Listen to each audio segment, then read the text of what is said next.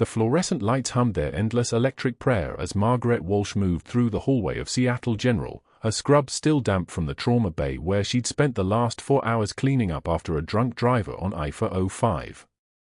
3 years on the night shift. 3 years of keeping her head down, her mouth shut, and her past exactly where it belonged, buried under layers of professionalism and careful invisibility.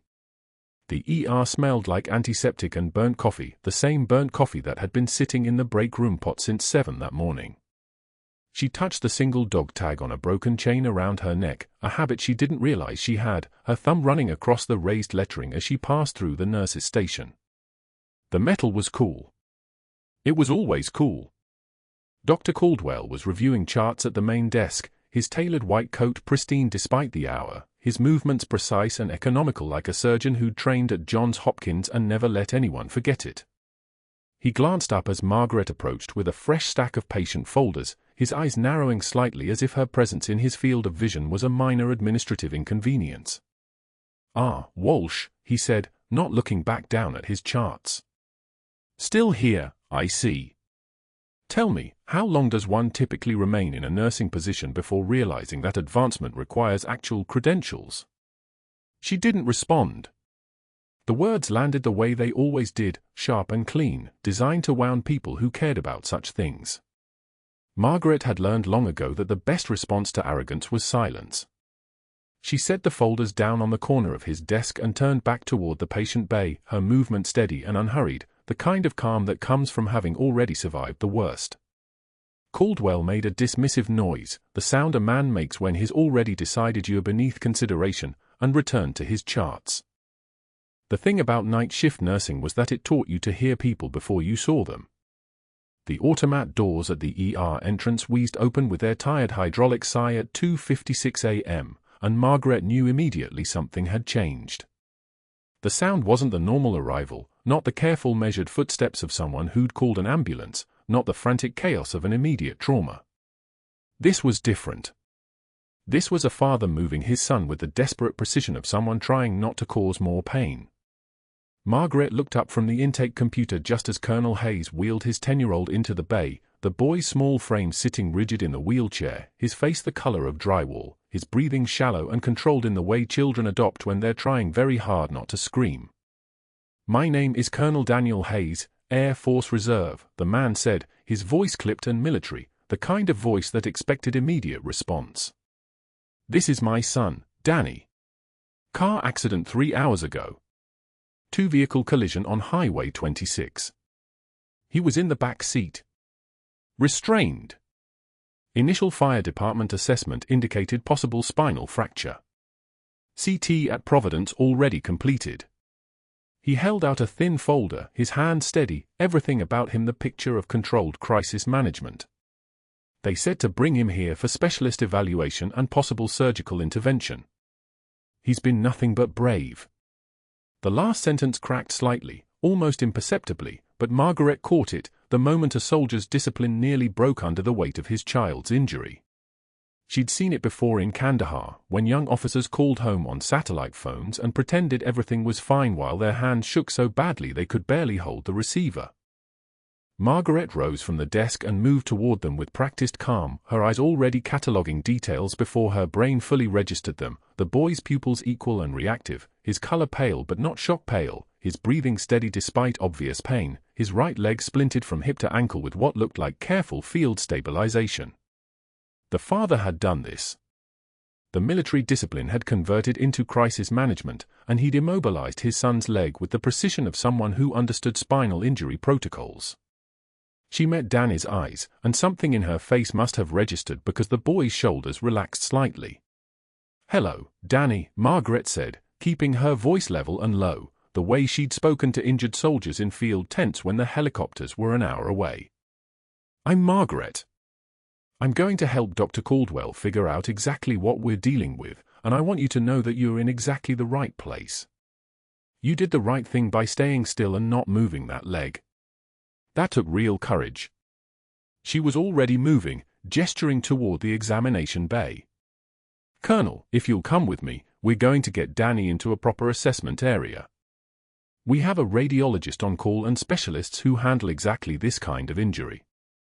Dr. Caldwell appeared with remarkable timing, moving with the fluid grace of someone accustomed to being the most competent person in every room. His hands moved with surgical precision as he began his initial assessment, palpating the boy's abdomen with the practiced confidence of someone who'd performed this examination thousands of times, his fingers finding the spaces between ribs with the ease of reading Braille. His voice shifted entirely when addressing the colonel, becoming deferential and warm in a way Margaret had never heard directed toward nursing staff. "Colonel Hayes, I'm Dr. Caldwell, trauma surgery. Let's get a full neuro check first, then we'll review those CT images. The fact that your son remained conscious and alert is an excellent sign. You did everything right at the scene." He glanced at Margaret with something that might have been acknowledgement, or might have been dismissal. She'd learned not to read too much into such gestures. Margaret was already gathering what they'd need: the portable ultrasound machine from the corner, the neuro-assessment chart, the four set up with the delicate pediatric equipment. Her hands moved with muscle memory, each motion purposeful and economical, the way hands move when they've started falls under fire, when they've worked by flashlight in field hospitals while mortars fell around the tent. She didn't think about these things anymore. The memory lived in her hands, not her mind. That was easier to manage. Danny flinched slightly as Margaret approached with the 4 kit, and she paused, letting him see the needle, letting him understand what was about to happen. "This will sting for just a moment," she said, her voice the same calm she'd used 100 times before. "But I need you to stay very still. Can you do that for me?" The boy nodded, his jaw tight, and Margaret found the vein in his left arm on the first try, a 22-gauge angiocath, smooth and practiced. The medication began flowing. Caldwell was reviewing the CT images now, his expression focused, his breathing changing almost imperceptibly as he studied the scans. Margaret saw his body language shift, the way his posture changed from confident to concentrated. Spinal fractures required precision, required the kind of focus that didn't tolerate interruption. She stayed back, giving Caldwell space to work, watching the way he moved through the assessment with practiced efficiency. His hands were steady. His decisions came fast. This was a man who knew exactly what he was doing, a man who'd built his entire identity around being the person others depended on when things fell apart. Margaret understood this type of competence. She'd worked alongside it in combat, and she recognized its particular flavor, the confidence that came not from arrogance but from experience. Colonel Hayes stood at the edge of the examination space, his hands clasped together so tightly his knuckles had gone white, watching his son with the intensity of a man calculating probabilities he had no control over. Margaret caught his eye for just a moment and gave the slightest nod. Not reassurance, she'd learned never to offer false certainty to military families. Just acknowledgement. "I see you. Your son is being taken care of. You can breathe." Caldwell finished his initial assessment and began sketching out the protocol for fluids, continued imaging, possible consultation with orthopedic surgery depending on the fracture classification. He moved with authority and competence, the kind of doctor who'd earned his confidence through years of making the right calls. But that wasn't the worst part. What happened next changed everything. Dr. Caldwell's face went pale the moment the imaging came up on the monitor. Margaret saw it, that split-second crack in his composure, the way his pupils dilated, the sharp intake of breath he tried to hide by turning away. His hands trembled as he scrolled through the CT scans of Danny's spine, each image revealing the severity of what that 10-year-old's body had endured in those final seconds before the car stopped moving. The fracture pattern was complex. Surgical. Time-sensitive. Everything about it screamed intervention, and Caldwell knew it. Then his jaw clenched. The panic crystallized into something else, something controlled and calculating. He composed himself the way a man does when he realizes he's made a mistake he cannot undo. Margaret had seen enough trauma to recognize the exact moment a surgeon recalculates his odds. Not for the patient. For himself. They were standing in the trauma bay, Colonel Hayes pacing the waiting area beyond the glass partition, his flight suit still creased from sitting vigil beside his son's stretcher. Margaret was 3 feet from Caldwell, reviewing vitals on the portable unit, when he turned to her with a voice that had dropped 10 degrees in temperature. "Nurse Walsh, you're too emotionally involved here," he said. Not a question. A directive. His eyes wouldn't meet hers. "Step back. Now." She blinked. Emotionally involved. She'd never met this family before 2:44 a.m. when the ambulance doors opened. She'd never even seen Danny before tonight. But she didn't argue. Arguing with surgeons was a skill she'd learned long ago to suppress, and old habits of deference died hard in the civilian world. She set down her tablet and stepped back, watching as Caldwell moved to shield the imaging from her line of sight, a small gesture, but deliberate. The implications crawled up her spine like cold fingers. She didn't see him again until 4 a.m., when the hospital quieted to that eerie hush that only came in the deep night hours. The nurse's station was nearly empty. Just Margaret, restocking discharge paperwork into patient charts, when she heard the distinctive scrape of a mouse wheel and the soft click of keys. She turned. Caldwell sat at the far terminal, his back to her, hunched forward with the intensity of someone trying to move quickly without drawing attention. His shoulders were tense enough to snap. She should have kept walking. Should have finished her paperwork and left. But her eyes caught on movement, his right hand trembling as it hovered over the keyboard, then descended, then rose again. Trembling. A surgeon's hands did not tremble. Not unless something had fractured far deeper than bone. Margaret approached slowly, pretending to file charts in the cabinet 3 feet behind him. She could see the monitor now. Danny's surgical notes. The original assessment from Caldwell's earlier consult, before the accident, before anything had changed. And he was editing it. Specific words highlighted in red, then deleted. Surgical candidate. Gone. Replaced with inoperable with current damage. His cursor lingered over the timestamp. He was aging the note backward, making it appear he'd written this conclusion hours before the crash, when he'd actually been caught off guard by the imaging just moments ago. He was creating a paper trail that didn't exist. A false timeline. A shield. Margaret's breath caught, but she forced herself to keep moving, to complete her filing, to leave without acknowledgement. Her hands were steady even as her mind raced. She understood now. Caldwell had missed something in that earlier consult, something critical about the boy's spinal column, some early warning sign he should have caught. Maybe a hairline fracture he'd dismissed as nothing. Maybe an arterial anomaly that imaging hadn't captured until it was too late. Whatever it was, he'd made a call, signed off, moved on. And then the car accident had happened, and Danny had come through those ER doors, and the CT scan had revealed exactly what Caldwell had failed to see the first time. So now he was rewriting history. Making it inoperable. Making it not his fault. The write-up appeared on the unit board the next morning in red marker, visible to every staff member who passed through the break room. Margaret Walsh, unauthorized patient contact, final warning. Unauthorized. She'd done nothing except exist in the same room as a patient during her assigned shift. But the accusation had teeth. It implied boundary violations, professional misconduct, emotional entanglement. It suggested she was unstable.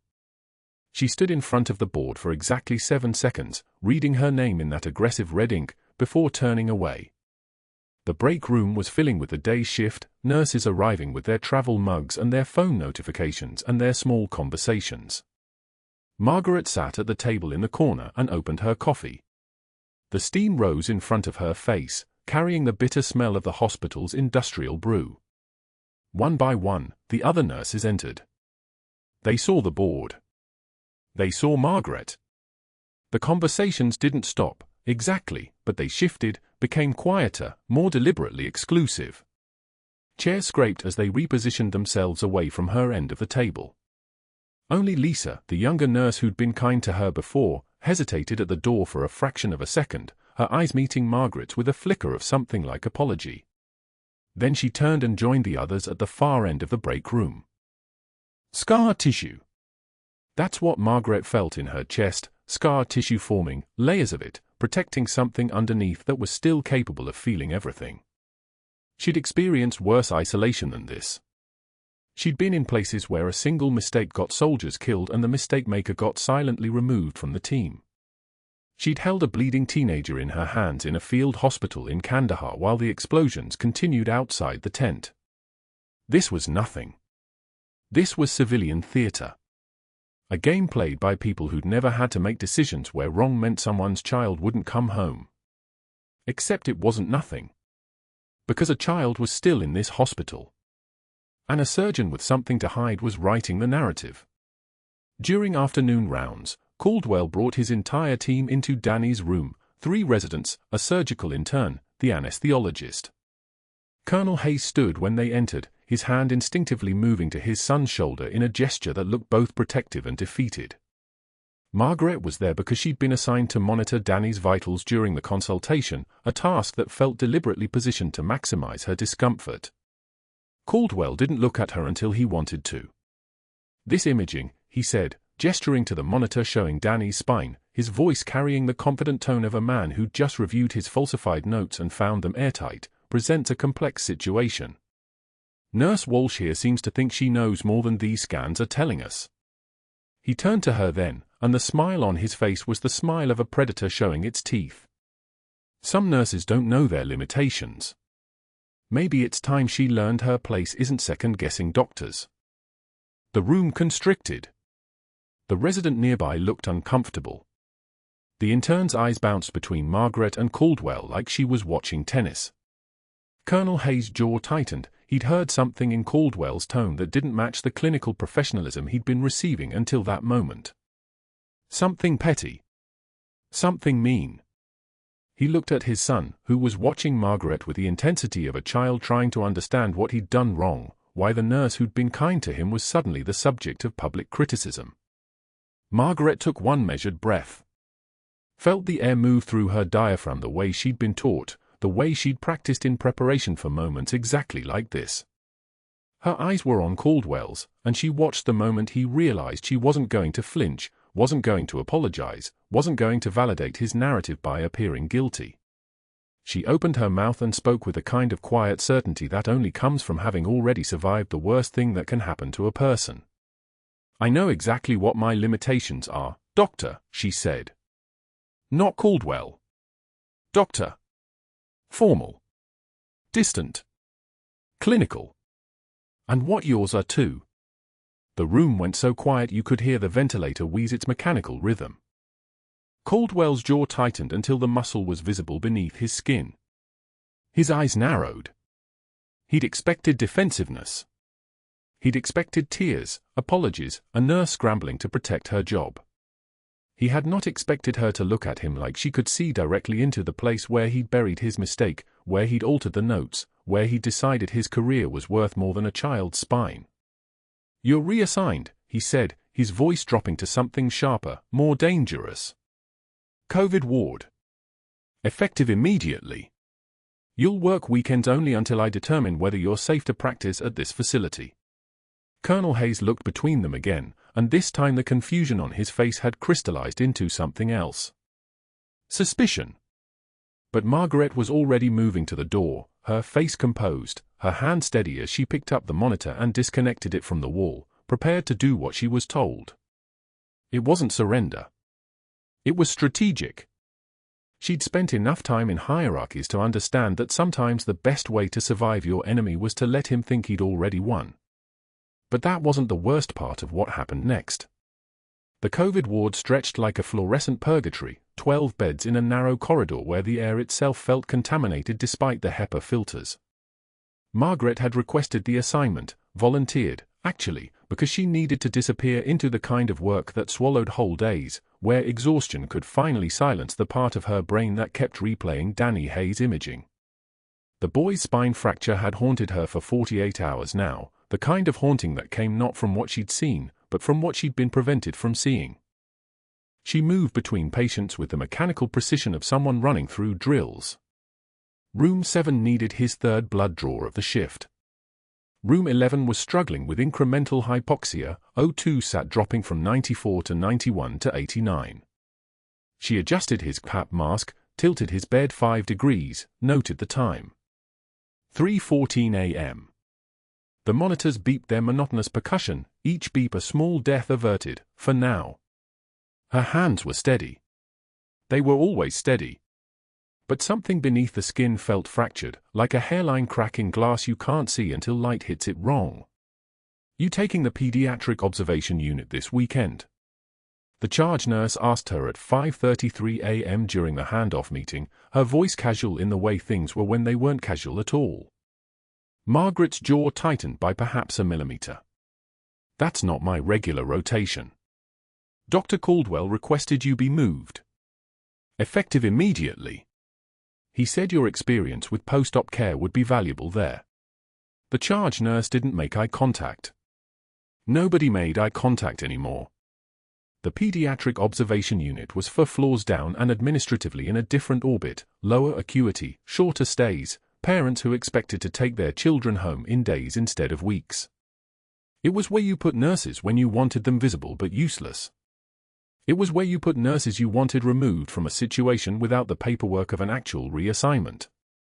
Margaret understood the chess move instantly. Caldwell was protecting his flank, creating distance, ensuring she had no access to the critical care wing where Danny Hayes was still scheduled for surgery. She didn't argue. Arguing meant attention, and attention was dangerous when the person in charge was already afraid of you. She'd learned that in Kandahar, where the captain who felt threatened by her competence had reassigned her to the furthest FOB where she could do the least damage to his command structure. She'd saved 14 lives at that FOB. He'd been promoted. That was how hierarchies worked, the terrified climbed, and the capable got moved. The pediatric observation unit was everything she expected.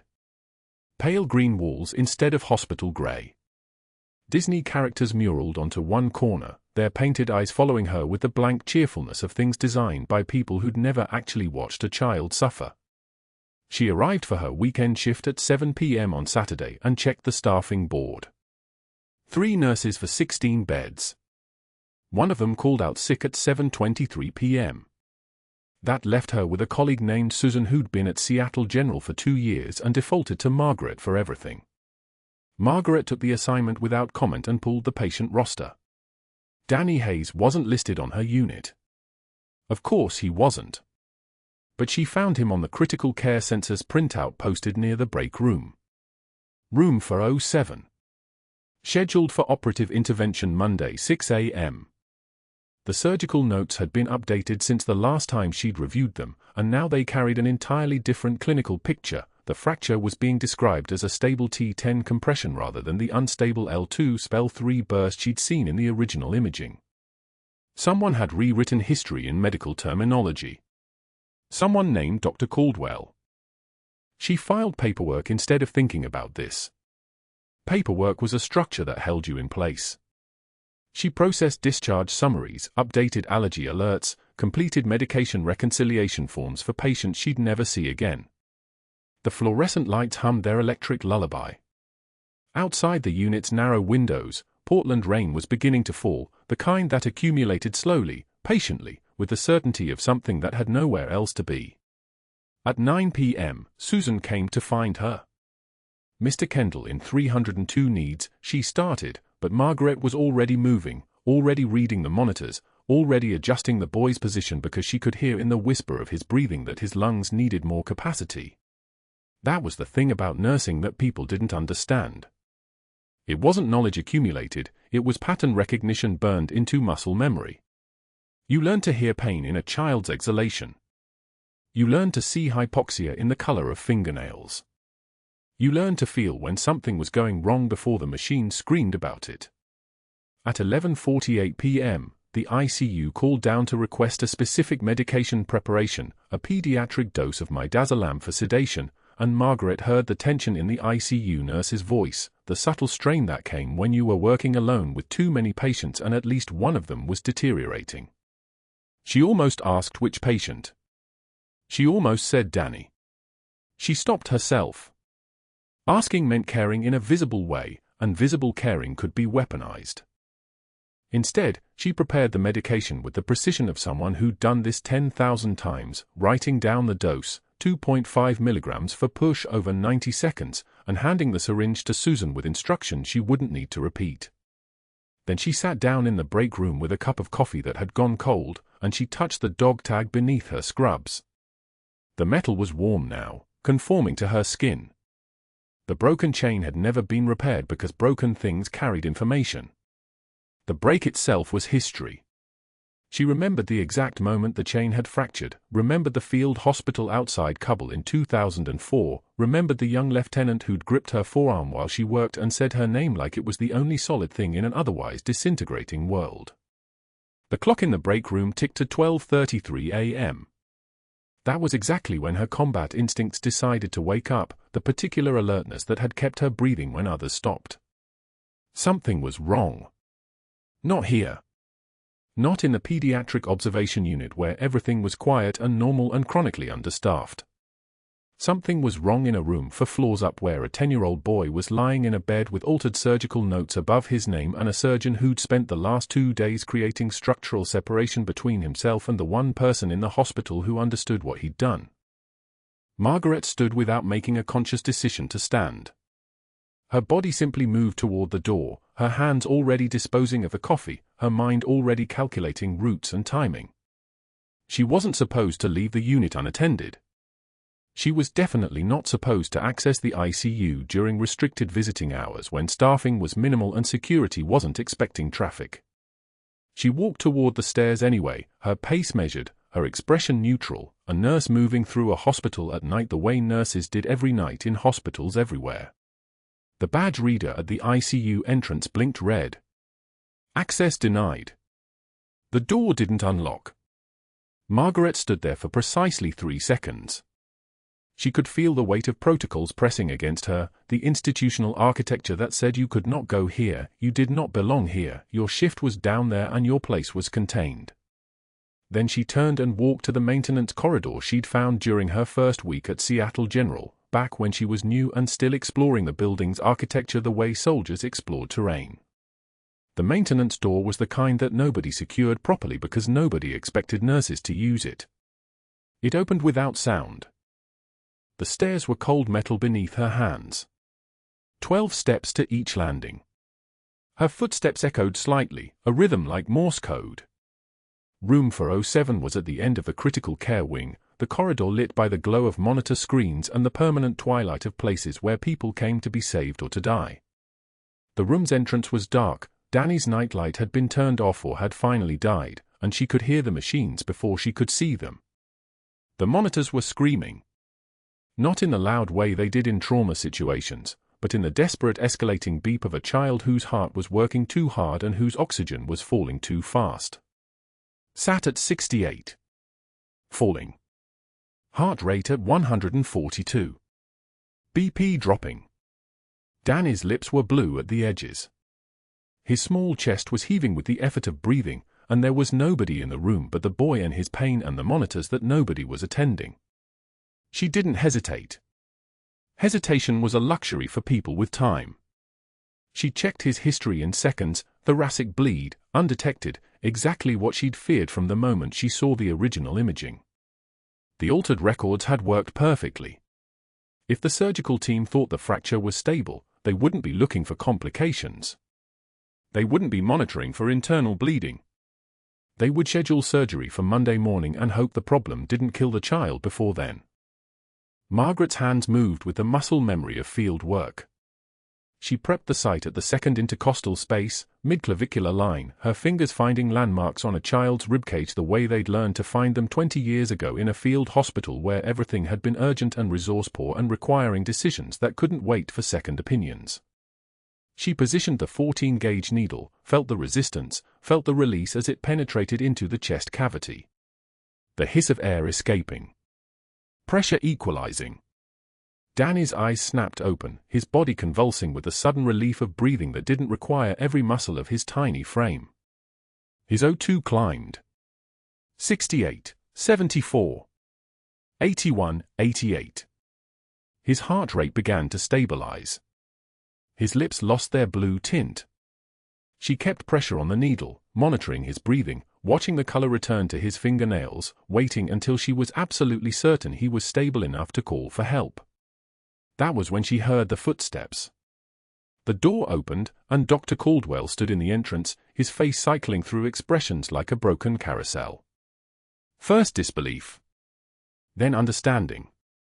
Then the pure animal fear of a man watching his carefully constructed reality collapse. "What have you done?" he whispered.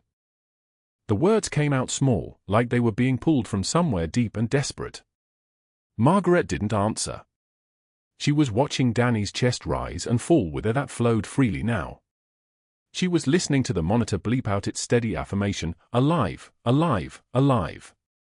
She was thinking about the moment in 3 minutes when security would arrive, when Caldwell would start making calls, when the narrative would begin shifting from what had actually happened to what he needed people to believe had happened. But that wasn't the worst part of what came next. The monitor alarm came first.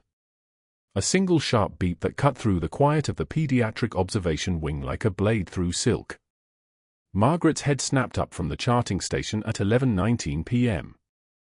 Restricted visiting hours meant the unit should have been empty except for her. The skeleton crew had been cut further this week, another cost-saving measure that had nothing to do with costs and everything to do with Dr. Caldwell's reach.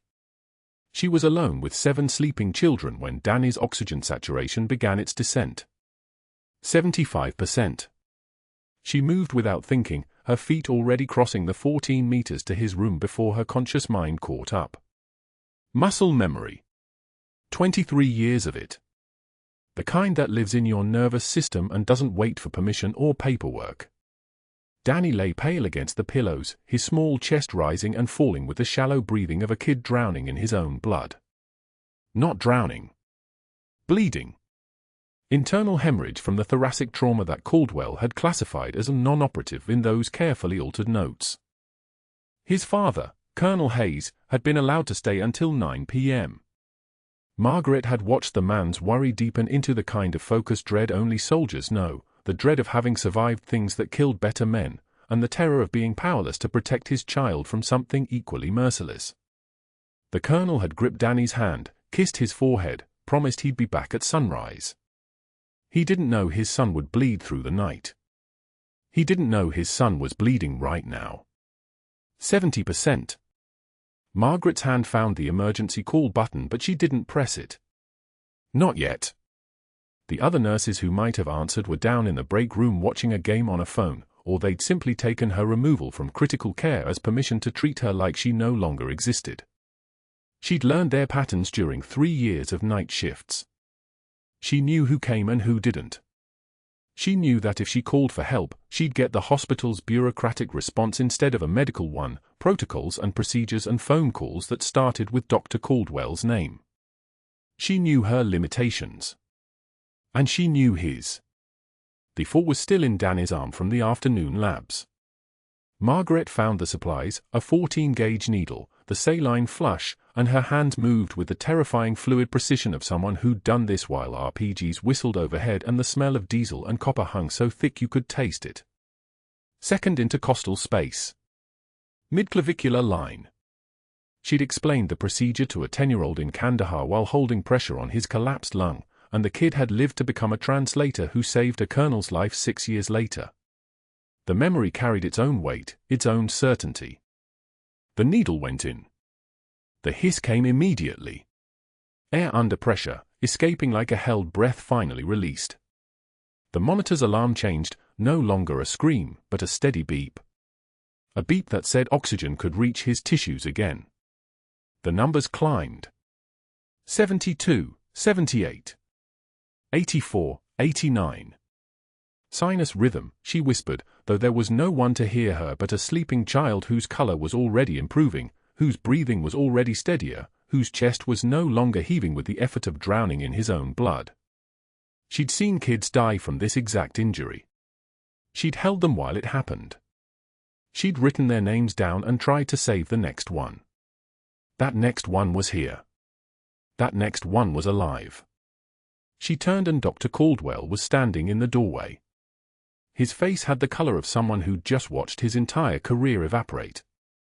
His hands shook as they hung at his sides. He stared at the needle, at the monitor, at Margaret, really stared at her, for the first time seeing something besides a nurse who overstepped. The surgical record he'd falsified was in that child's chart. The diagnosis he'd changed from operable to inoperable was written in his handwriting. And she'd just proven, in front of witnesses, that she'd known it was wrong. "You can't," his voice came out hoarse. "That's not your scope." Margaret met his eyes. Her hands were steady. Her breathing was steady. The trembling wasn't fear. It was something else. Something that came from having survived things that should have killed her, and from having just watched this man's mistake try to kill a child while he stood in the next room altering paperwork. She'd been trained by surgeons who worked in mud. She'd learned medicine in places where the only rule was don't let this person die. Scope meant something very different when you'd held a kid's ribs apart with your fingers while your medic pushed blood back into his chest. "You're right," she said quietly. "I can't." But she had. And they both knew why. The hospital administrator's office was cold. Mrs. Chen wouldn't meet her eyes. The termination notice was already prepared, the ink on the signature still wet, and it sat on the desk like a sentence that had already been carried out. Margaret held the letter in her hands while Dr. Caldwell stood against the wall, his arms crossed, his expression carefully arranged into professional concern. "Patient safety is our highest priority," Mrs. Chen said, the words delivered like a press release. "You performed a procedure outside your scope of practice. Without authorization. Without physician supervision. We have no choice but to terminate your employment effective immediately." "Danny would have died," Margaret said. Not pleading. Stating fact. His oxygen was 70% and falling. The bleed wasn't documented because Dr. Caldwell altered the original notes. "That's a serious accusation." Mrs. Chen's voice went thin. "Do you have proof? Check the original imaging. Check the initial assessment notes versus what he documented post-review. Check which vitals he—" "I've already reviewed the medical record," Caldwell interrupted smoothly, and Margaret heard the voice of someone who'd made phone calls before this meeting, who'd already controlled the narrative. "I believe Margaret was experiencing increasing stress. We've noted boundary issues, insubordination, inattention to protocol. This incident, regrettable as it is, reflects a pattern of behavioral concern." Mrs. Chen's shoulders tightened. She didn't argue. She didn't ask Margaret to see the actual records. She slid the termination letter across the desk like it was a menu at a restaurant where the only item available was loss. "Clear out your locker by end of day," she said. "Your access badge has been deactivated. You're to collect any personal items and leave the building. We'll be contacting the State Nursing Board with our incident report. That's standard procedure." Margaret held the letter. She could feel the weight of it, not the paper, which was light, but what it represented. 3 years. A child whose life was measured in minutes and a procedure that had taken 90 seconds and a dog tag worn around her neck that suddenly felt like it was burning against her skin. She walked out of the office and down the corridor. The fluorescent lights buzzed above her like insects trapped in glass. She didn't pass the pediatric unit, they'd removed her access to that section, surgical precision applied to her own career, but she passed the break room where the nurses sat pretending not to see her. She passed the unit board where her name had already been erased from the schedule. She passed the emergency department where Dr. Caldwell had once looked at her during the initial assessment like she might be a useful tool, and then had looked at her again when she proved she was something he couldn't control. Her locker still had her name on it in fading block letters. Margaret opened it and looked at the 3 years of accumulated evidence, a coffee mug that said "A World's Okayest Nurse" with a chip on the rim from when she dropped it during a code 3 months ago, a wilting succulent in a ceramic pot that she'd forgotten to water while working double shifts, and a photograph. 12 soldiers in desert camo, 2005, Kandahar province, standing in front of a forward surgical tent. All of them younger. All of them alive. One of them was a captain then, before he lost his mobility and inherited a rank that meant he could do things like call in Black Hawks and stand in hospital lobbies and change the entire narrative of a night. Colonel Hayes was somewhere in that photo, unchanged by the decade that had changed everything else. She put it all in a cardboard box the hospital gave her, the kind that came with supplies and now carried the contents of a career. The rain started while she was walking to the bus stop, not a beginning but an end, the sky pouring down like it had something to prove. The cardboard box started to break down at the bottom, water seeping through the corrugated layers. Her hands were steady holding it. Her breathing was steady. The rain on her face was cold and sharp and exactly what she needed. The bus stop was empty except for her. A single shelter, battered by years of weather, graffiti on every available surface. She sat on the bench with the dying box on her lap and waited for a bus that might never come. Water dripped from the edge of the shelter. A siren wailed somewhere distant, either arriving or leaving, she couldn't tell anymore. She touched the dog tag on the broken chain around her neck, the metal cold, the information pressed into it starting to wear smooth from years of contact. Major Margaret E. Walsh, USAF. She'd given the Air Force everything and gotten shrapnel in return. She'd given Seattle General 3 years and gotten a termination notice. She'd given Danny Hayes 90 seconds and probably a lifetime, a life to graduate high school, go to college, maybe have kids of his own, maybe remember the woman in scrubs who appeared in his ICU room like some kind of guardian spirit when he was drowning. Maybe that was enough. Maybe that had to be enough. A bus pulled up to the stop. Its doors opened with a pneumatic hiss. The driver looked at her, a woman in wet scrubs holding a disintegrating box in the rain, and Margaret shook her head slightly. The doors closed. The bus left without her. She didn't wave it down. The next morning, Dr. Caldwell stood in the hospital lobby with his shoulders squared, his voice steady as television cameras rolled. He spoke about standards of care, about maintaining professional boundaries, about protecting patients from well-meaning but overconfident staff. His words came smooth and rehearsed, each one a brick in the wall he was building between himself and accountability. The morning light streamed through the glass doors, illuminating the press conference like a stage set. He was good at this part, the narrative. He'd already called the board members who mattered. He'd already made the story fit. Then the sound came. Not words. Not footsteps. The distinctive thud-thud-thud of rotor blades cutting through Portland air, so loud the fluorescent lights above the lobby began to vibrate. Caldwell's mouth kept moving but nobody was listening anymore. Reporters turned. Hospital staff froze. 3 Black Hawk helicopters descended toward the parking lot in perfect formation, their shadows sliding across the lobby like a darkness no amount of morning light could penetrate. A military convoy wrapped around the building. Not request. Not protocol. Command. Colonel James Hayes walked through the main entrance in dress uniform, his uniform a weight of authority that made the air itself feel heavier. Medals on his chest caught the light, silver star, bronze star, purple heart with 2 oak leaf clusters. Behind him, officers in dress blues, their movements precise as chess pieces on a board only they could see. Hayes' eyes swept the lobby once, then locked on Margaret across the atrium. She was standing near the coffee station with a cooling cup in her hand, watching the press conference dissolve into chaos. Their eyes met. Held. Hayes crossed the lobby in 12 measured strides. The other officers flanked him. Caldwell stepped back from the microphone, his voice trailing into silence. Hayes stopped 3 feet from Margaret and spoke loud enough for every reporter to hear, loud enough for every camera to catch. Major Walsh. Your presence is requested. It wasn't a request. Everyone in the room understood that. The way he said her rank, not nurse, not employee, changed the temperature of everything. Reporters immediately turned their cameras toward Margaret. Camera flashes erupted like gunfire. Caldwell's face went the color of old tile. A young lieutenant with trembling hands approached Caldwell and handed him a manila file folder. His hands were shaking so badly the folder nearly fell. Caldwell took it with confusion written across his face, and as he opened it, as his eyes began to scan the first page, his entire body went rigid.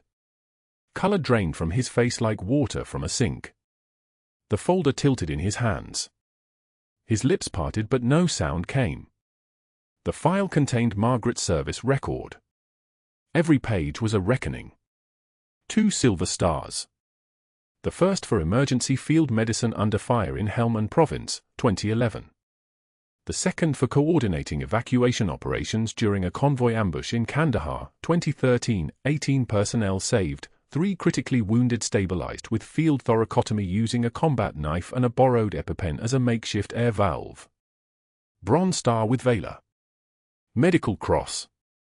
Certificate of Merit from the Army Surgeon General. And then, at the bottom of the file, a single photograph from 2009, Major Margaret Walsh in desert camouflage, standing beside a 5-year-old Afghan boy with serious dark eyes. Below the photograph, a note in handwriting, "This child became my interpreter. This interpreter saved my entire unit in 2013. Margaret saved him. We never forgot." The 5-year-old was now a 20-year-old man living in Arlington, Virginia, working as a translator for the State Department. Colonel Hayes had found him after Margaret disappeared. They'd stayed in contact. They'd spent years trying to find her. A brigadier general stepped forward, the kind of presence that made generals look like lieutenants by comparison. His voice cut through the lobby like a command knife. Major Margaret Walsh was medically discharged from the United States Air Force after sustaining combat-related shrapnel injuries while protecting my convoy. She saved more lives than everyone in this building combined.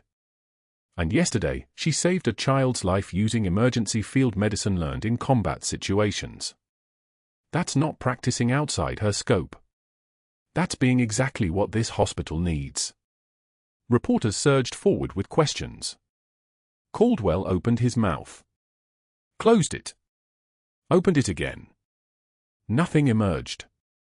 His throat worked like he was drowning in air. The folder fell from his hands and scattered across the tile floor, papers sliding in all directions, his altered notes, his falsified records, his desperate attempt to erase his own mistakes by destroying her. Within an hour, the State Medical Board was notified. Mrs. Chen, the hospital's chief of surgery, had already pulled the original imaging files and compared them with Caldwell's altered notes. The discrepancies were grotesque. By noon, he was suspended pending investigation. By 2 p.m., hospital security walked him out through a back exit. His badge was surrendered. His credentials revoked. His career, which had taken him 30 years to build, collapsed in 30 minutes. Margaret sat in Colonel Hayes' temporary office, hastily arranged on the 3rd floor, cleared out by hospital administration with the efficiency of people who understood they'd backed the wrong horse. Hayes sat beside her in a leather chair that suddenly seemed too small for him. "I didn't know it was you," he said quietly. "The nurse from Kandahar. We searched for you for years. After you were evacuated, we heard you'd been medically discharged. Lost track after that."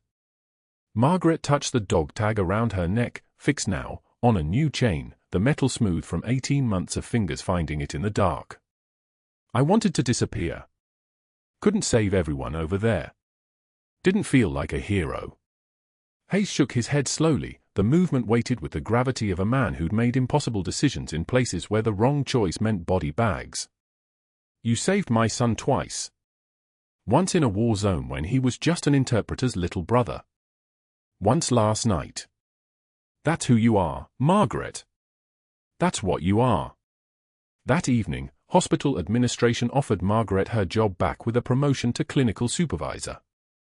Twice her salary. Benefits package that would have felt obscene 6 months ago. She declined without hesitation. "I can't work somewhere that let him do what he did." 3 months later, the State Medical Board revoked Caldwell's medical license. Patient endangerment. Falsifying medical records. Obstruction of investigation. He was done. Finished. The man who'd built his entire identity on being the smartest person in the room had no room left to stand in. Seattle General's administration faced a choice: sue him, prosecute him, or neutralize him quietly. They chose the quietest option available. Night security guard. The only position they couldn't be sued for offering him. The only job no one else would take. Caldwell had no choice, no leverage, no cards left to play. He took the position because refusing meant homelessness. 6 months later, Margaret stood at the security entrance of Seattle General, walking through on consultant credentials from the Portland VA hospital. She was establishing a new trauma program, a sanctuary for nurses who'd served, where military medical expertise wasn't dismissed or questioned but celebrated and protected. She'd trained 37 veteran nurses in 6 months. The waiting list was already at 112.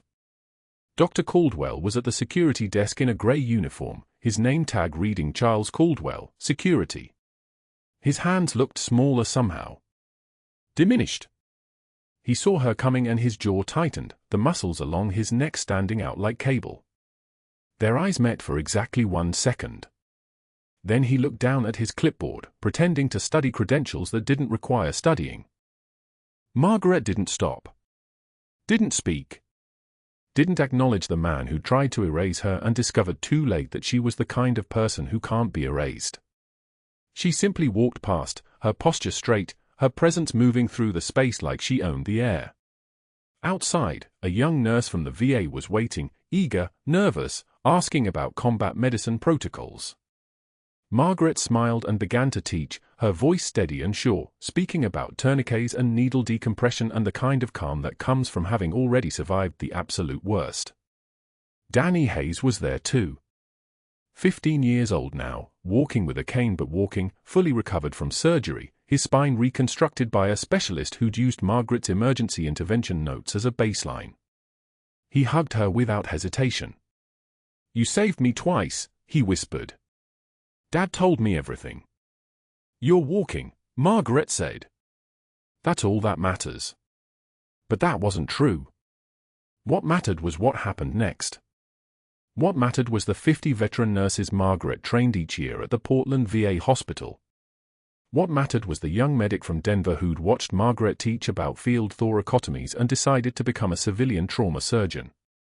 What mattered was the 16-year-old girl from Seattle whose father came home broken from Kandahar and Margaret helped him heal, which meant that girl got to keep her father instead of becoming another family destroyed by war. What mattered was that heroes don't need titles or recognition or anyone's permission to be exactly who they are.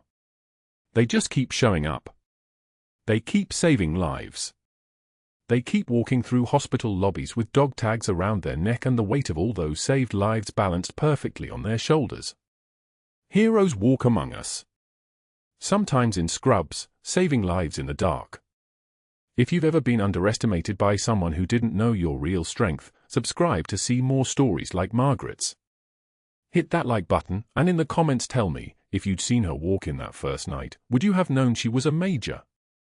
Would you have guessed that this just a nurse had already saved more lives than most surgeons ever will?